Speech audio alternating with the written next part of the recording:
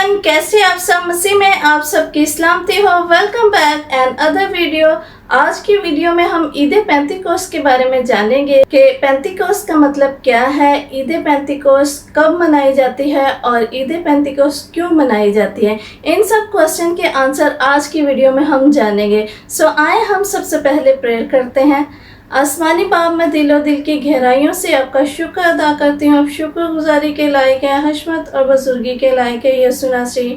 मैं आपके दी हुई तमाम ब्लेसिंग के लिए आपका लाखों लाख शुक्र अदा करती हूँ यीशु के नाम से, आमीन। हम बाइबल मुकद्दस में रसूलों के अमाल उसके दूसरे बाब की पहली आयत में पढ़ते हैं, जब ईद पेंतिकोस्त का दिन आया तो वो सब एक जगह जमा थे। इस आयत में हमने ईद पेंतिकोस्त के बारे में पढ़ा। ईद पेंतिकोस्त क्रिश्चियनिटी में तीसरा बड़ा त्यौहार है, यानी सबसे पहले क्रिसमस सेलिब्रेट किया जाता है और फिर ईस्टर आता है और उसके बाद ईद पेंतिकोस्त सेलिब्रेट की जाती है। पेंतिकोस्त बुनियादी तौर पर यूनानी जुबान का लफ्ज़ है जिसका मतलब 50वां के है, 50वें दिन के हैं। ईद पेंतिकोस्त से 50 दिन पहले क्रिश्चियनिटी में एक बहुत बड़ा वाक़या हुआ जिसको बहुत जोश व खरोश से सेलिब्रेट किया जाता है।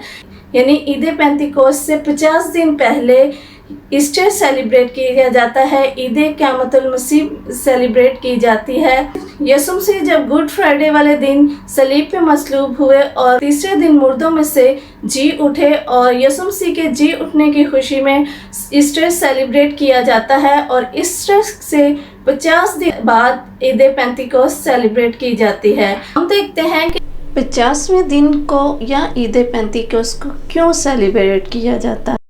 रोज की किताब उसके 34वें बाब की 22वीं आयत में पढ़ते हैं, और तो गेहूं के पहले फल के काटने के वक्त हफ्तों की ईद और साल के आखिर में फसल जमा करने की ईद मनाना। इस नशना की किताब उसके 16वें बाब की 9वीं आयत में लिखा है, फिर तो 7 हफ्ते यूं गिनना कि जब से हंसुआ लेकर फसल काटनी शुरू करे तब से 7 हफ्ते गिन लेना।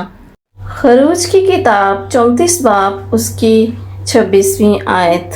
अपनी ज़मीन की पहली पैदावार का पहला फल खुदावंद अपने खुदा के घर में लाना।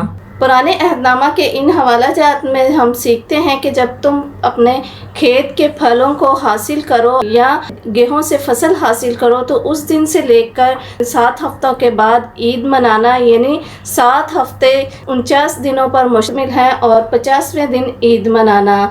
और अपने उन फलों में से पहले फल यानी सबसे पहले खुदावंद के हजूर उन फलों को लेके आना। और जब यीशु मसीह इस दुनिया में थे तो बहुत से लोग यीशु मसीह से मिलने आते और यीशु मसीह ने उनसे कहा, जो कि हम बाइबल मुकद्दस में यूहन्ना की अंजील 12वें बाब की 23वीं और 24वीं आयत में पढ़ते हैं। यीशु ने जवाब में उनसे कहा, वो वक्त आ गया कि इब्ने आदम जलाल पाए। मैं तुमसे सच कहता हूँ कि जब तक गेहूं का दाना ज़मीन में गिर कर मर नहीं जाता अकेला रहता है, लेकिन जब मर जाता है तो बहुत सा फल लाता है। इन आयात में हम पढ़ते हैं कि यीशु मसीह ने अपने आप को गेहूं के दानों और फलों से तशबीह दी है। यीशु मसीह ने इन आयात में बयान किया कि मैं मर जाऊंगा और फिर तीसरे दिन मुर्दों में से जी उठूंगा। यीशु मसीह ने सलीब पर मसलूब होकर पुरानी तमाम शरीयत को ख़त्म कर दिया, जो कि हमने पुराने अहदनामा के हवालाजात में पढ़ी। पुरानी शरीयत के मुताबिक लोग अपने गेहूं के फलों को खुदावंद के हजूर लाते थे, लेकिन यीशु मसीह ने अपने आप को बाप के सामने पेश कर दिया। यीशु मसीह हमारे वो पहले और पलोठे फल हैं जो कि मुर्दों में से जी उठे।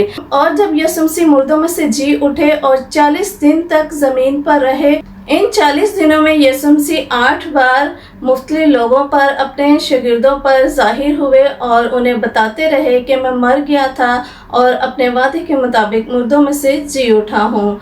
जैसा कि हम बाइबल मुकद्दस में रसूलों के अमाल उसके पहले बाब की 3री आयत में पढ़ते हैं, उसने दुख सहने के बाद बहुत से सबूतों से अपने आप को उन पर जिंदा जाहिर भी किया।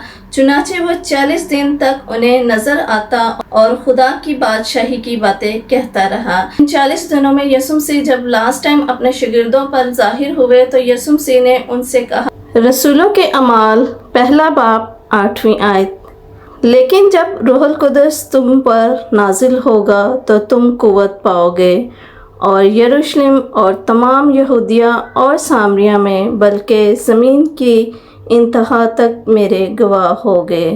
اور یسوع مسیح ان کی آنکھوں کے سامنے آسمان پر اٹھا لیے گئے، جیسا کہ ہم بائبل مقدس میں رسولوں کے اعمال اس کے پہلے باب کی 9ویں آیت میں پڑھتے ہیں۔